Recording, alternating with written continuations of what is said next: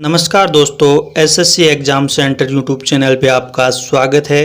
आज के वीडियो में मैं आपके लिए लेके आया हूँ औसत एवरेज के कुछ अति महत्वपूर्ण प्रश्न जो कि आगामी सभी परीक्षाओं की दृष्टि से काफ़ी महत्वपूर्ण हैं। तो चलिए शुरू करते हैं आज का हमारा वीडियो। शुरू करने से पहले अभी तक आपने हमारे चैनल को सब्सक्राइब नहीं किया है तो जल्दी से सब्सक्राइब करें, साथ ही बेल आइकन को भी दबाएं ताकि ऐसे ही वीडियो की नोटिफिकेशन आपको मिलती रहे। तो चलिए शुरू करते हैं हमारा पहला क्वेश्चन दे रखा है कि 20 संख्याओं का औसत 48 है, तो इन संख्याओं का योगफल क्या होगा।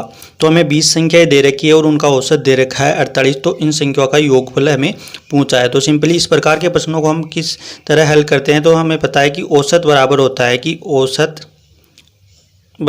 है कि संख्याओं का योग बटे कुल संख्या, ये फॉर्मूला होता है जैसा कि आप सबको पता है।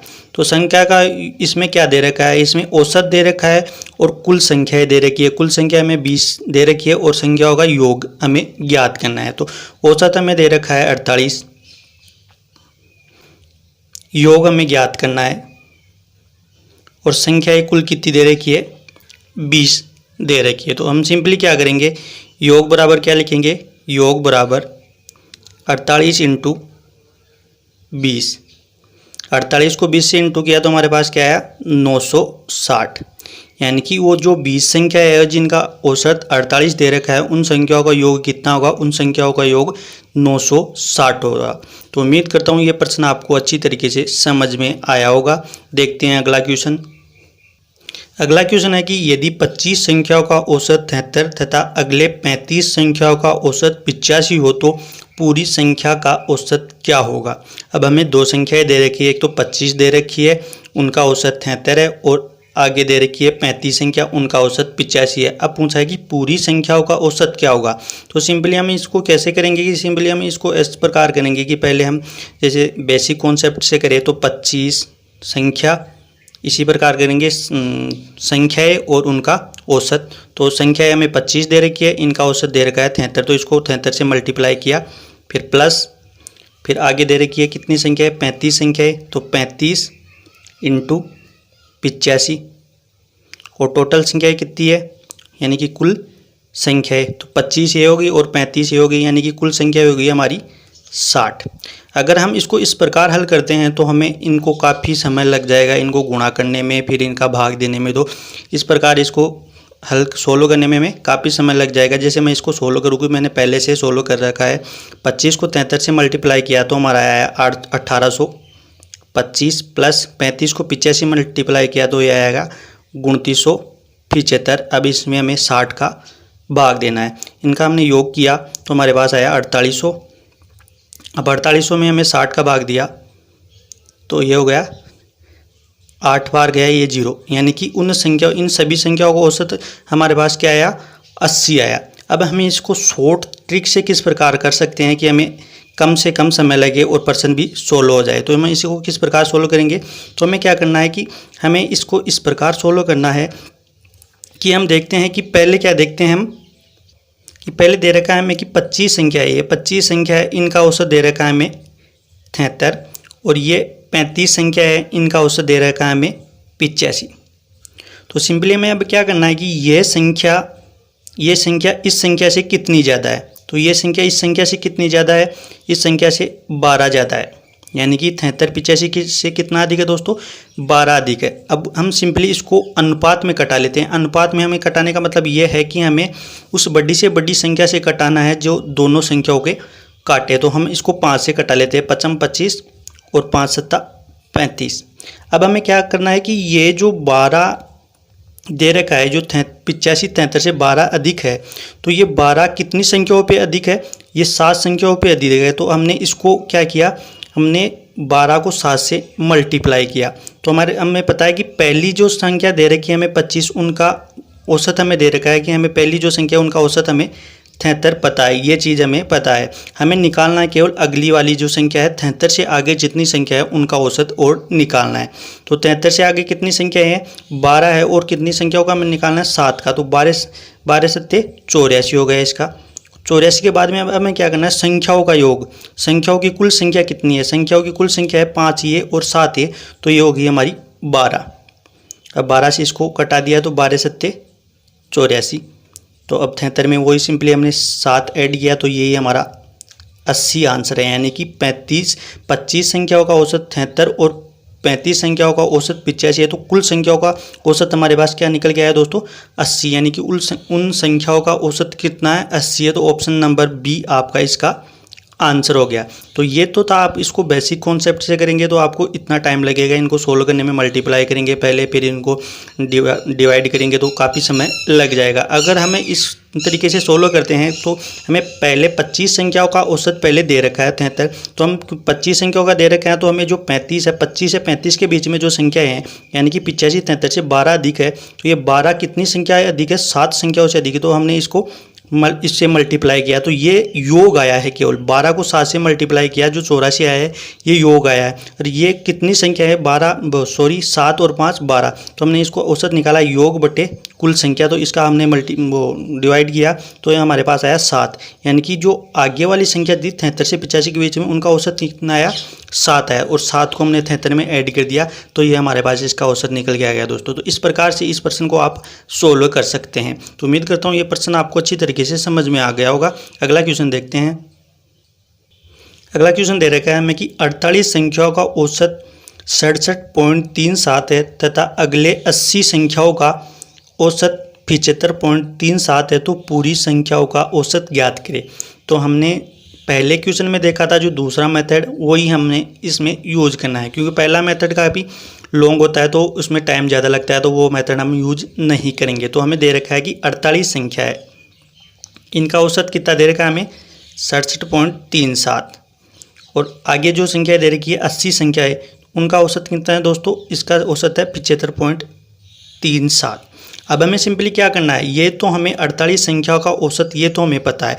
अब इस 48 संख्या से आगे यानी 48 से लेकर 80 के बीच में संख्या है, इनका औसत हमें और निकालना है, केवल इन्हीं का औसत निकालना है, क्योंकि पहले वाली संख्याओं का औसत हमें दे रखा है। तो हमें देखते हैं सिंपली कि ये संख्या इससे कितनी अधिक है, यानी कि ये संख्या इससे कितनी अधिक है, ये संख्या इससे 8 अधिक है, यानी कि 67.37 75.37 से कितनी अधिक है, 8 अधिक है। तो अब हमें इसको सिंपली वही करते हैं, इसको अनुपात में कटा लेते हैं। तो इसको 16 से किया, 16 में 16 32, 16 3 48, और ये हो गया 16 पंजे 80, यानी कि 3:5 में हमने इसके काटा लिया। अब हमें सिंपली क्या करते हैं, सिंपली हमें पता है कि हमें ये वाला अनुपात जो औसत है ये तो हमें पता है इन संख्याओं का। अब इसमें क्या करना है हमें, इसमें यानी कि यहाँ से लेके यहाँ तक का औसत और निकालना है। तो इन संख्या का योग कितना आएगा, हमने किया 5 × 40, कुल संख्या कितनी है इन दोनों के बीच में, 5 और 3 8, इसको हमने सिंपली कटा दिया तो 8 पंजे 40, तो 67.37 में हमने 5 ऐड किया तो ये हमारा कितना आया, 72.37, यानी कि इन संख्याओं का औसत कितना है दोस्तों, 72.37, यानी कि ऑप्शन नंबर बी इसका सही आंसर है दोस्तों। तो सिंपली हमें वही करना है कि यहाँ तक की जो 48 से पहले की जो संख्या है इनका औसत हमें पता है 67.37 है, इससे आगे की संख्याओं का हमें औसत निकालना है। तो इससे कितना अधिक है ये संख्या है, और इसको सिंपली हम अनुपात में कटा लेंगे। कटाने के बाद इन संख्याओं का योग करेंगे तो इन दोनों को आपस में गुणा करेंगे, तो गुणा किया तो हमारे पास 40 आया, इन संख्या का योग हो गया हमारे पास 8, तो इसको इस प्रकार किया तो ये हमारे पास इन संख्याओं का औसत निकल के आ गया। तो ये प्रश्न भी आप अच्छी तरीके से समझ गए होंगे। अगला क्वेश्चन देखते हैं। अगला प्रश्न हमें दे रखा है कि एक गांव में छात्रों के 3 समूह है, पहले समूह में 60, दूसरे समूह में 40 और तीसरे समूह में 100 छात्र है। उनका औसत भार क्रम से 52 kg, 58 kg और 55 kg है, तो सभी लड़कों का औसत भार क्या होगा। अब हमें औसत भार पूछा है कि सभी लड़के जो है हमारे पास 60, 40 और 100, इन सभी लड़कों का औसत भार क्या है। अब हमें ये निकालना है। तो हमें क्या दे रखा है, 3 ग्रुप दे रखे हैं। पहला ग्रुप है 60 का, दूसरा ग्रुप है 40 का और तीसरा ग्रुप है हमारा 100 का। अब 60 वाला ग्रुप है, इसका औसत अनुपात कितना है, औसत भार कितना है 52। दूसरे जो 40 वाला है इसका औसत भार कितना है 58, और तीसरा जो 100 है इसका कितना है 55 kg, ये इनका औसत भार है दोस्तों। अब हमें सिंपली क्या करना है, वही हमें पहले इनको अनुपात में कटा लेना है। तो हमने इसको 20 से कटाया तो ये हो गया 3, इसको कटाया तो ये हो गया 2, इसको कटाया तो ये हो गया 5। हमने सिंपली इसको पहले अनुपात में कटा लिया है। अब हमें देखते हैं कि ये संख्या इससे कितनी अधिक है, तो ये संख्या इससे 6 अधिक है। फिर देखते हैं कि ये संख्या इससे कितनी अधिक है, तो ये संख्या इससे 3 अधिक है। तो पहले हमें क्या करते हैं, पहले हमें ये करना है कि हमें यही निकालना है कि 60 से लेकर 40 तक जो स्टूडेंट है, यानी कि 52 से लेकर हमें इनका निकालना है। तो इन दोनों का आपस में हमें गुणा करना है। तो वही सिंपली जो पहले तो हमें पता है कि जो पहले 60 स्टूडेंट है उनका औसत कितना है, 52 है, यानी कि 60 तक की जो संख्या है उनका 52 है। अब हमें इन दोनों का और निकालना है। तो पहले हमने इसका निकाला, तो इन संख्याओं का योग कितना हो गया, 6 6 6 दूनो 12 हो गया। फिर इन दोनों संख्याओं का हमने आगे वाली संख्या का योग निकाला, तो इन दोनों को आपस में मल्टीप्लाई करेंगे तो ये हो गया 5 3 15।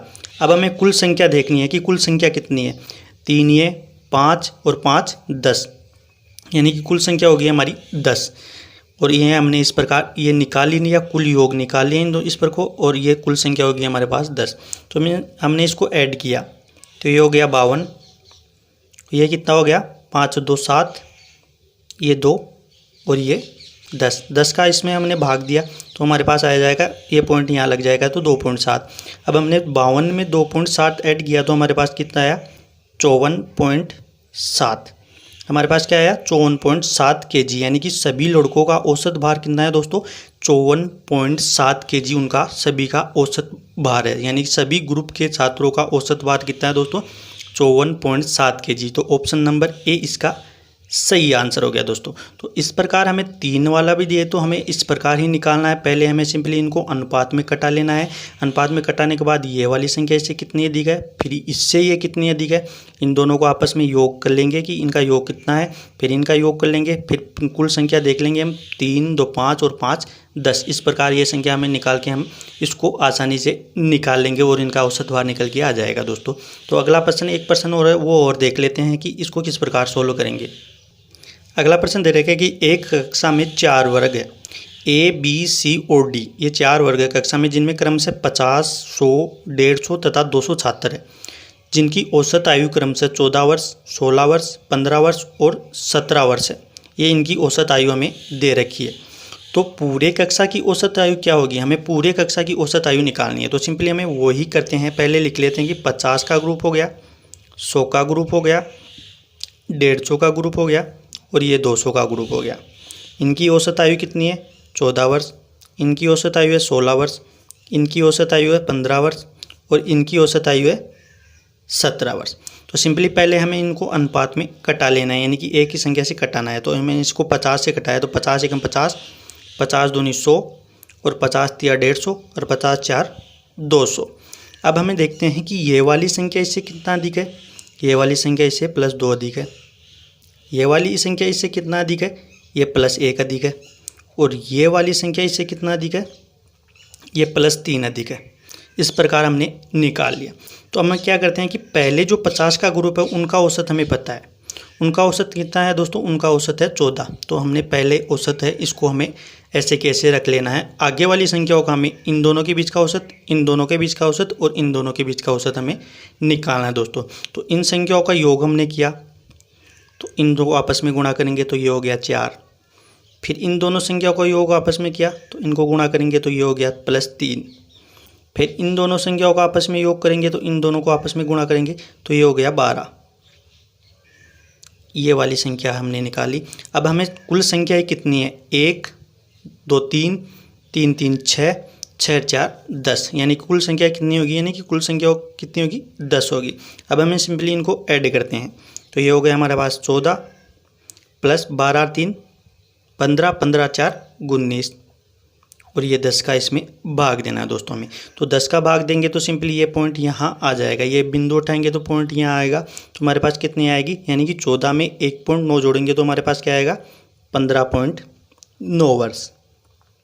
यानी कि जो 4 ग्रुप थे ए बी सी और डी, उन सभी ग्रुपों की औसत आयु देखे तो हमारी औसत आयु क्या निकल के आई दोस्तों, 15.9 वर्ष उनकी औसत आयु निकल के आई। तो ऑप्शन नंबर सी आपका इसका आंसर हो गया दोस्तों। तो ये औसत के कुछ महत्वपूर्ण क्वेश्चन थे, 5 महत्वपूर्ण क्वेश्चन थे जो कि आगामी सभी परीक्षाओं की दृष्टि से काफ़ी महत्वपूर्ण है। तो आपको ये प्रश्न कैसे लगे, अच्छे लगे तो वीडियो को लाइक करना, साथ ही अपने दोस्तों के साथ शेयर ज़रूर करना, स्टडी रिलेटेड ग्रुप में भी शेयर करना, ताकि हर एक छात्र को इसका फ़ायदा मिल सके। तो तब तक के लिए दोस्तों अगली वीडियो आएगी, तब तक के लिए दोस्तों धन्यवाद दोस्तों।